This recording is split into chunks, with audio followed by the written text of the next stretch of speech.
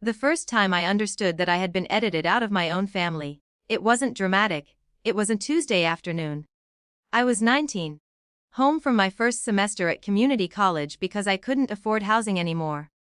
My mother was filming a real morning routine in the kitchen.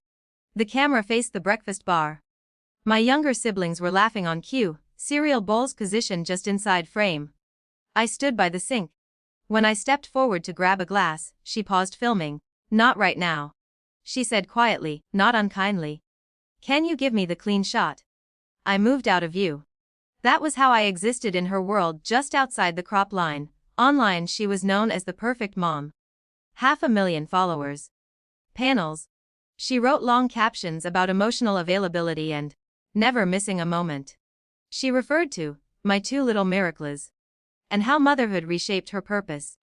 There were 3 of us. I learned not to ask why I wasn't included. She once told me, gently, that my story was complicated and didn't fit the brand. I was born when she was barely 20. There were custody disputes, financial chaos, years she doesn't like to revisit. She rebuilt herself later, new husband, new house, pastel playroom, and that version sold better. I became a preface she never published. When a lifestyle magazine reached out to her for a feature on authenticity in parenting, she announced it at dinner like a promotion. They want to do a family interview. In-home photos.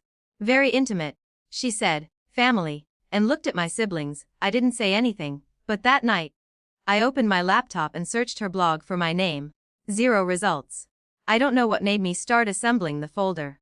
It wasn't anger. It was fatigue. Years of watching her narrate motherhood as if it had begun with someone else's birth certificate. I printed screenshots. Archived livestream timestamps. School newsletters where she'd written, "Sorry I couldn't attend. Work travel." On the same dates she'd posted from our living room about being fully present. I included medical bills from when I broke my wrist at 14 and walked home from urgent care alone, because she was moderating a live Q&A about attentive parenting. The last photo went in almost accidentally. It was a screenshot from one of her Self-Care Sunday live streams. She was seated cross-legged in the living room, talking about creating safe spaces for teenagers. In the mirror behind her, slightly blurred but unmistakable, was me, packing my clothes into black trash bags. That was the afternoon she'd told me I needed to find independence and stay with a friend for a while. I was 17. She'd posted the stream with the caption, "Nothing matters more than family closeness." The day of the interview, the house looked staged but not artificial. Throw blankets adjusted, fruit bowls polished. A photographer adjusted lighting. The reporter, a woman with a soft voice and sharp eyes, reviewed notes at the dining table. My mother wore cream. She always chose cream for warmth. I waited in my car until I saw the agent arrive. He was brisk, efficient, always calculating brand risk. That was my window. Authority in the room. Witnesses. I walked in without knocking. For a moment, no one reacted. Then the reporter looked up and blinked. "Oh," she said, studying my face. "You must be my oldest." My mother cut in, smiling tightly. "She's very private." I stepped closer. "I didn't sit." "I'm not," I said. "I've just never been mentioned." Silence moved through the room, not dramatic, just rearranging the air. The reporter glanced between us. "I wasn't aware. She doesn't like to be online." My mother continued, still smiling. "We respect that." I placed the folder on the dining table. Not forcefully. Just present. "You can open it," I said to the reporter. The agent shifted first. He stepped forward, flipping through pages. His expression changed slowly, not outrage, not disbelief, assessment dates, posts, captions. When he reached the final photo, he paused.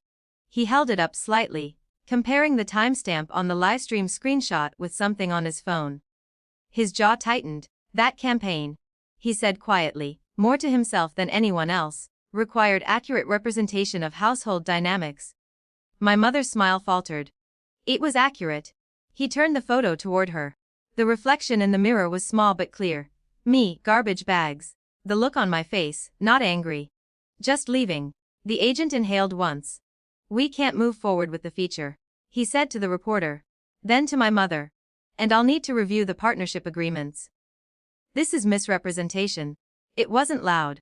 No accusations. Just a boundary being drawn in professional ink. My mother began to speak, explaining context, nuance, growth. Words she was good at arranging, but the control had shifted. Not to me, just away from her. The reporter closed her notebook. I think we'll pause, she said gently. No one looked at me with admiration, no one apologized. My mother's eyes met mine finally, not furious, not shattered.